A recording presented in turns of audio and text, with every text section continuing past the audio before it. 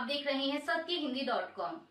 एक नजर अब तक की सुर्खियों पर। यूक्रेन के राष्ट्रपति व्लादिमीर जेलेंस्की ने कहा है कि अमेरिका और बाकी देशों की चुप्पी रूस के राष्ट्रपति व्लादिमीर पुतिन को यूक्रेन पर हमला जारी रखने के लिए बढ़ावा देती है। जेलेंस्की ने यह बात तब कही जब युद्ध का अब तक का सबसे बड़ा हवाई हमला हुआ, जिसमें रूस ने करीब 400 मिसाइलें और ड्रोन दागे। इस हमले में कम से कम 12 आम लोग मारे गए हैं। जेलेंस्की ने कहा कि इस तरह की क्रूरता को तब तक नहीं रोका जा सकता जब तक रूस पर सख्त दबाव न डाला जाए। यूरोपीय संघ की विदेश नीति प्रमुख काजा कैलास ने कहा कि रात के हमले यह दिखाते हैं कि रूस यूक्रेन को पूरी तरह से खत्म करने पर तुला है। उन्होंने भी रूस पर और अधिक अंतर्राष्ट्रीय दबाव डालने की मांग की। अमेरिका के राष्ट्रपति डोनाल्ड ट्रंप ने यूक्रेन पर रूस की लगातार बमबारी को लेकर नाराजगी जाहिर की है। उन्होंने कहा कि रूस के राष्ट्रपति व्लादिमीर पुतिन पूरी तरह से पागल हो गए हैं। ट्रंप ने कहा कि वो रूस के खिलाफ और प्रतिबंध लगाने पर विचार कर रहे हैं। पुतिन को लेकर ट्रंप ने अपने ट्रुथ सोशल अकाउंट पर लिखा कि रूस के व्लादिमीर पुतिन के साथ मेरे हमेशा से बहुत अच्छे संबंध रहे हैं, लेकिन उनको कुछ हुआ है, वह बिल्कुल पागल हो गए हैं। वह बेवजह बहुत से लोगों को मार रहे हैं और मैं सिर्फ सैनिकों की बात नहीं कर रहा। बिना किसी कारण के यूक्रेन के शहरों में मिसाइल और ड्रोन दागे जा रहे हैं। ट्रंप ने लिखा कि मैंने हमेशा कहा है कि वह यूक्रेन का सिर्फ एक टुकड़ा नहीं बल्कि पूरा यूक्रेन चाहते हैं और शायद यह सही साबित हो रहा है, लेकिन अगर वह ऐसा करते हैं तो इससे रूस का पतन हो जाएगा। डोनाल्ड ट्रंप ने आगे अपने बयान में यूक्रेन के राष्ट्रपति व्लादिमीर जेलेंस्की को भी घेरा। उन्होंने कहा कि राष्ट्रपति जेलेंस्की जिस तरह की बात करते हैं उससे वह अपने देश का भला नहीं कर रहे। उनके मुंह से निकलने वाली हर बात समस्याएं पैदा करती है। मुझे यह पसंद नहीं है और बेहतर होगा कि इसे रोक दिया जाए। ट्रंप ने अपने पोस्ट में अमेरिका के पूर्व राष्ट्रपति जो बाइडेन पर भी निशाना साधते हुए लिखा कि यह एक ऐसा युद्ध है जो अगर मैं राष्ट्रपति होता तो कभी शुरू नहीं होता।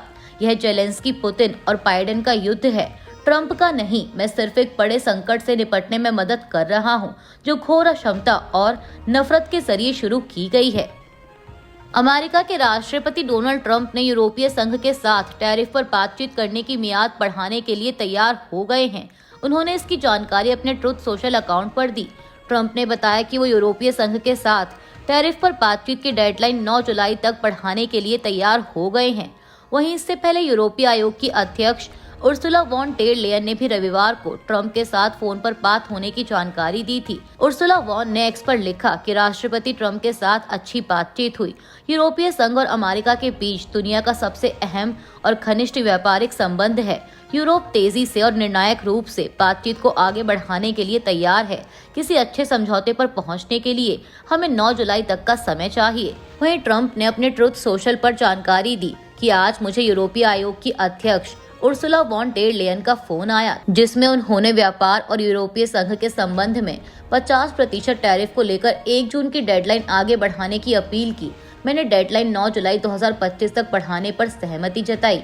बता दें कि पिछले महीने ट्रंप ने यूरोपीय संघ के अधिकतर सामान पर 20% टैरिफ लगाने की घोषणा की थी। बाद में बातचीत के लिए समय देते हुए टैरिफ की दर 8 जुलाई तक घटाकर 10% कर दी गई।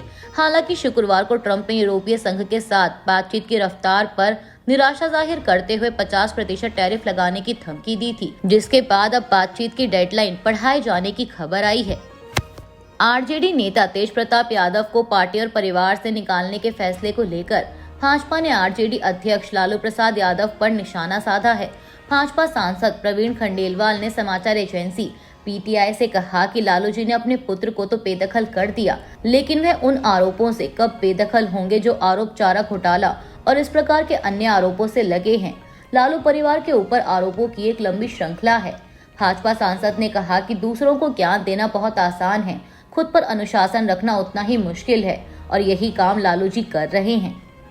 आरजेडी नेता तेज प्रताप यादव को पार्टी और परिवार से निकालने के फैसले को जनता दल यूनाइटेड ने दिखावा बताया है। जेडीयू प्रवक्ता राजीव रंजन प्रसाद ने समाचार एजेंसी पीटीआई से कहा कि लालू जी लोगों को मूर्ख बनाने का काम कर रहे हैं।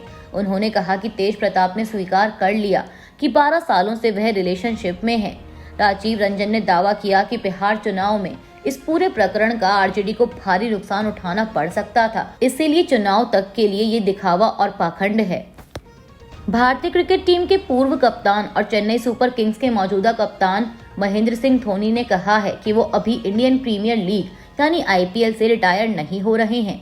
एमएस धोनी के नेतृत्व वाली टीम चेन्नई सुपर किंग्स ने रविवार को गुजरात टाइटंस के खिलाफ आईपीएल के इस सीजन का आखिरी लीग मुकाबला खेला।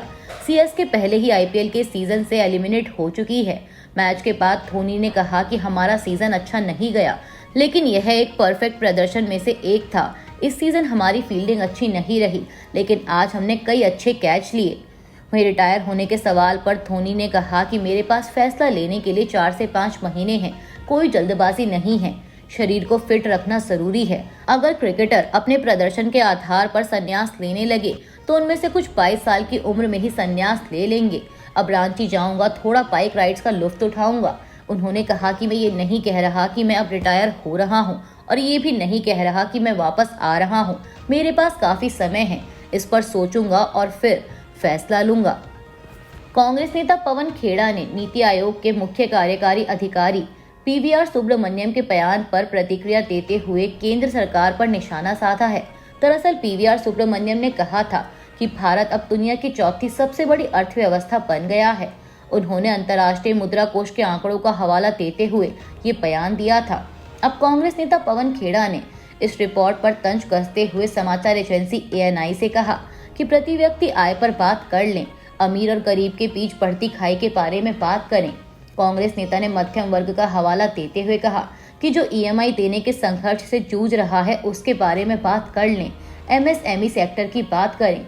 उन्होंने कहा कि 45 साल का जो बेरोजगारी का रिकॉर्ड टूटा है उसके बारे में बात करें, तो फिर हमें समझ में आएगा कि आपके चमक दमक वाले आंकड़ों का प्रभाव आम आदमी पर भी पड़ रहा है। पवन खेड़ा ने कहा कि यह कहना तो ठीक है कि हम इस देश या उस देश से आगे बढ़ गए, लेकिन देशवासियों से तो पूछिए कि वे कितना आगे हैं और कितना पीछे हैं। अभी के लिए बस इतना ही। बाकी की खबरों के लिए जुड़े रहिए सत्यहिंदी.com के साथ। Copyright disclaimer under Section 107 of the Copyright Act 1976. Allowance is made for fair use for purposes such as criticism, comment, news reporting, scholarship, and research. Fair use is a use permitted by copyright statute that might otherwise be infringing.